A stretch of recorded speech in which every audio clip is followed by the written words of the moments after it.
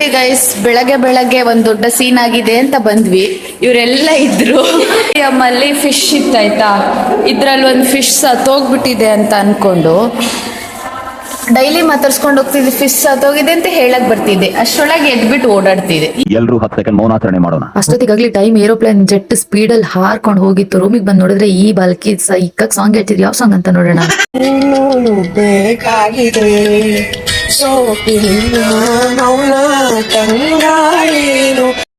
ಅವ್ರ ಸಾಂಗ್ ಕೇಳ್ಕೊಂಡು ಹೊರಡಕ್ ಸ್ಟಾರ್ಟ್ ಮಾಡಿ ಹಂಗೋ ಹಿಂಗೋ ರೆಡಿ ಆದೆ. ಆಕ್ಚುಲಿ ಅವತ್ತು ಬೆಲ್ಲ ಆದ್ಮೇಲೆ ರೆಡಿ ಆಗ್ತಿದ್ದಳು. ಇವತ್ತು ಫೋಟೋ ಶೂಟಿಗೋಸ್ಕರ ಬೆಲ್ಲ ಆಗಕ್ಕೂ ಮುಂಚೆನೆ ರೆಡಿ ಆಗಿದೆ. ಆದ್ರೆ ಜಸ್ಟ್ 5 ಮಿನಿಟ್ಸ್ ಅಷ್ಟೇ ತಗೊಂಡಿತ್ತು. ಹೇಗ್ ಕಾಣಿಸ್ತಿದ್ದೀನಿ ಅಂತ ಕಮೆಂಟ್ ಮಾಡಿ. ಅಯ್ಯೋ ಈ ನನ್ ಮಕ್ಳು ಮತ್ತೆ ಶುರು ಮಾಡ್ತಾರೆ. ಇವಳೇನಪ್ಪ ಯೂನಿಫಾರ್ಮ್ ಹಾಕೊಂಡು ಫೋಟೋ ಶೂಟ್ ಅಂತೆಲ್ಲ ಹೇಳ್ತಿದ್ದಾಳೆ ಅನ್ಕೊಂಡ್ರ. ನಮ್ಮ ಹಾಸ್ಟೆಲ್ ಅಲ್ಲಿ ಫೈನಲ್ ಇಯರ್ಸ್ ಪ್ರತಿ ವರ್ಷ ಫೋಟೋ ತೆಗ್ಸಕ್ ಇರುತ್ತೆ. ಹಾಗೆ ಈ ವರ್ಷನೂ ಫೋಟೋ ತೆಗಿಯಕ್ಕೆ ಅಂತ ಹೋದ್ವಿ. ಅಲ್ಲಿ ನೋಡಿದ್ರೆ ಎಲ್ಲ ಬಂದ್ಬಿಟ್ಟು ಮರ ಗಿಡ ಹತ್ರ ಫೋಟೋ ತೆಗ್ಸಕ್ ನಿಂತ್ಕೋತಿದ್ದಾರೆ. ಟೈಮ್ ಆಲ್ರೆಡಿ ಆಗಿತ್ತು, ಆದ್ರೂ ಸಹ ಸ್ಲಿಪ್ಪರ್ ಹಾಕ್ದಂಗ್ ಕರ್ಕೊಂಡ್ ಬಂದಿದ್ದಾಳೆ.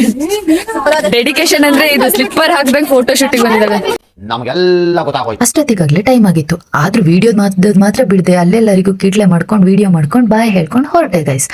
ಹೊರಡ್ಬೇಕಾದ್ರೆ ಈ 2 ಮಕ್ಳು ನನ್ನ ಮಾತ್ರ ವಿಡಿಯೋ ಮಾಡ್ಬಿಡಂತಿದ್ರು. ಅದಕ್ಕೆ ಅವ್ರನ್ನೇ ಸ್ವಲ್ಪ ತೆಕ್ಕೊಂಡು ನನ್ನ ದಾರಿ ಹಿಡ್ಕೊಂಡೆ. ಇನ್ನೂ ಲೇಟ್ ಮಾಡ್ತಾ ಹೋದ್ರೆ ಪ್ರಿನ್ಸಿ ಚೇಂಬರ್ ಮುಂದೆ ಹೋಗಿ ನಿಂತು ಸೈನ್ ಹಾಕಿಸ್ಕೊಂಡು ಕ್ಲಾಸಿಗೆ ಹೋಗ್ಬೇಕು ಅಂತ ಕ್ಲಾಸಿಗೆ ಹೋದೆ. ಕ್ಲಾಸಲ್ಲಿ ನೋಡಿದ್ರೆ ಜನ ಸಾಗರ ಆಗಿತ್ತು. ಹೊಸದೇನಾದ್ರೂ ಹೇಳಲೆ ಎಲ್ಲ ಹಳೆ ಕಥೆನೆ. ಕ್ಲಾಸ್ ಎಲ್ಲ ಮುಗಿಸ್ಕೊಂಡು ಬಂದ್ ಸಂಜೆ ಹಾಸ್ಟೆಲ್ ಅಲ್ಲಿ ಸ್ನಾಕ್ಸ್ ಟೈಮ್ ಆಗಿತ್ತು ಅಂತ ಸ್ನಾಕ್ಸಿಗೆ ಹೋಗಕ್ ಬಂದೆ. ಹಾಗೆ ಫೋನಲ್ಲಿ ಚಾರ್ಜ್ ಕಮ್ಮಿ ಇತ್ತು ಅಂತ ಚಾರ್ಜ್ ಹಾಕೋಣ ಅಂತ ಹೋದ್ರೆ ಎಲ್ಲಾ ಕಡೆ ಸಾಕೆಟ್ಸ್ ಅಲ್ಲೂ ಇತ್ತು. ಯಾವ್ದು ಬೇಡ ತೊಂದ್ರೆ ಇಲ್ಲ ಅಂತ ಬೇರೆ ಖಾಲಿ ಸಾಕೆಟಿಗೆ ನನ್ನ ಫೋನ್ ನ ಚುಚ್ಚಿ ಈ ಕಡೆ ಏನ್ ಸ್ನಾಕ್ಸ್ ಅಂತ ಎಲ್ಲರನ್ನ ನೋಡ್ಕೊಂಡು ಒಂದು ವಿಡಿಯೋ ತೆಕ್ಕೊಂಡು ಸ್ನಾಕ್ಸ್ ತಿನ್ನಕ್ಕೆ ಅಂತ ಹೋದೆ. ಸ್ನಾಕ್ಸ್ ಮುಗಿಸಿ ಬಂದ್ರು, ಹೊಟ್ಟೆ ಹಸ್ವಂತೂ ಹೋಗಿರ್ಲಿಲ್ಲ. ಹಾಗೆ ರೂಮಲ್ಲಿ ಜೂನಿಯರ್ಸ್ ಕೊಟ್ಟಿದ್ ಕೇಕ್ ಮಾತ್ರ ಇತ್ತು. ಪಾಪ ಜೂನಿಯರ್ ಸೀನಿಯರ್ಸಿಗೆ ಕೊಡಂಗಾಗಿತ್ತು. ಯಾರು ಕೊಟ್ಟೆ ಏನು ತಿನ್ನೋದ್ ಬಾಕಿ ಅಂತ ಅನ್ಬಿಟ್ಟು ಚಂದ ತಿಂದು ಸ್ಟಡಿ ಟೈಮ್ನ ತಿನ್ನೋ ಟೈಮ್ ಮಾಡ್ಕೊಂಡು ಮಜಾ ಕೆಳಗೆ ಬರ್ತಿರೋದು ನೋಡಿ. ಅಕ್ಕ ವಿಡಿಯೋ ಮಾಡ್ತೀನಿ ಕೊಡಿ ಅಂತ ಫೋನ್ ಇಸ್ಕೊಂಡು ಅಷ್ಟೋ ತನಕ ವಿಡಿಯೋ ಮಾಡಿದ್ಲು ಅನ್ಕೊಂಡು ಫೋನ್ ಇಸ್ಕೊಂಡು ನೋಡಿದ್ರಿ ಎಂತ ಸಹ ವಿಡಿಯೋ ಮಾಡಿಲ್ಲ ಈ ಹುಡುಗಿ. ಸುಮ್ನೆ ಫೋನ್ ಇಟ್ಕೊಂಡು ನಿಂತಾಳೆ. ಪಾಪ ಅವಳು ವಿಡಿಯೋ ಆಗಿದೆ ಅನ್ಕೊಂಡಿದ್ದಾಳೆ, ವಿಡಿಯೋನೇ ಮಾಡಿಲ್ಲ. ಅದೇ ಈ ಪ್ರತಿಭೆ. ಆಕ್ಚುಲಿ ಅದೆಲ್ಲ ಇಲ್ಲಿ ನೋಡಿ ಈ ಬಲ. ಗೈಸ್, ಈ ಹುಡುಗಿಗೆ ಜ್ವರ ಬರ್ತಿದೆ ಅಂತೆ. ಯಾಕೆ ಜ್ವರ ಬರ್ತಿದೆ ಅಂತ ಕೇಳಿದ್ರೆ ನಾಳೆ ಎಕ್ಸಾಮ್ ಇದೆ. ಅವ್ರ ಮನೇಲಿ ಯಾರಾದ್ರೂ ಮಾರ್ಕ್ಸ್ ಕಮ್ಮಿ ಯಾಕೆ ಬಂತು ಅಂತ ಕೇಳಿದ್ರೆ ವಿಶ್ವೇಶ್ವರೇ ನೆಕ್ಸ್ಟ್ ಅಂದ್ರೆ ಇವನಂತ ಅನ್ಸುತ್ತೆ ನನಗೊಂದೊಂದ್ಸ.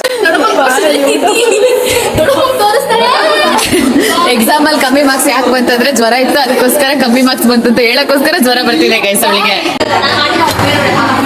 ಸಬ್ಸ್ಕ್ರೈಬ್ ಯಾರು ಮಾಡಬೇಡಿ, ಲೈಕ್ ಮಾಡಬೇಡಿ. ಗಂಟೆ ಒಂದು ಹೊಡಿಲ್ಲ ಬಿಡಿ. ತುಂಟಾಟ ಮಾಡಿ ರೂಮಿಗೆ ಬಂದು ಮತ್ತೆ ಹಸುವಾಗಕ್ಕೆ ಸ್ಟಾರ್ಟ್ ಆಯ್ತು. ಗೈಸ್ ಇವಳೇನಪ್ಪ ಯಾವಾಗ ನೋಡಿದ್ರು ಹಸು ಎಷ್ಟು ತಿಂತಾಳೆ ಬಕಾಸುರಿ ಅನ್ಕೋಬೇಡಿ. ನಿಜವಾಗ್ಲೂ ಹಸುವಾಗ್ತಿರುತ್ತೆ. ಹಾಸ್ಟೆಲ್ ಅಲ್ಲಿ ಇದ್ದವ್ರಿಗೆ ಕೇಳಿ, ಹಾಸ್ಟೆಲ್ ಅಲ್ಲಿ ಇದ್ದವ್ರ ಎಕ್ಸ್ಪೀರಿಯನ್ಸ್ ಹೇಳಿಪ್ಪ.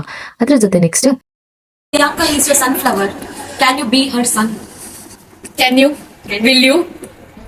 You must. ಹೋಗಿ ಊಟ ಮಾಡಿ. ಯಾರಿಗೆಲ್ಲ ನಿಮ್ ಹಾಸ್ಟೆಲ್ ಲೈಫ್ ನೆನಪಾಯ್ತು, ನೀವೆಲ್ಲ ಏನ್ ಕಿಟ್ಲೆ ಮಾಡಿದ್ರಿ ಅದನ್ನ ಕಮೆಂಟ್ ಮಾಡ್ತಾ ಲೈಕ್ ಶೇರ್ ಮಾಡಿ. ಇದಾಗಿತ್ತು ಇವತ್ತಿನ ಬ್ಲಾಗ್. ನಾನು ನಿಮ್ಮನೆ ಮಗಳು ಪ್ರಿಯಾಂಕಾ ಎನ್ವಿ. ಈ ಬ್ಲಾಗ್ ಹೇಗಿತ್ತು, ಇಷ್ಟ ಆಯ್ತಾ ಕಮೆಂಟ್ ಮಾಡಿ.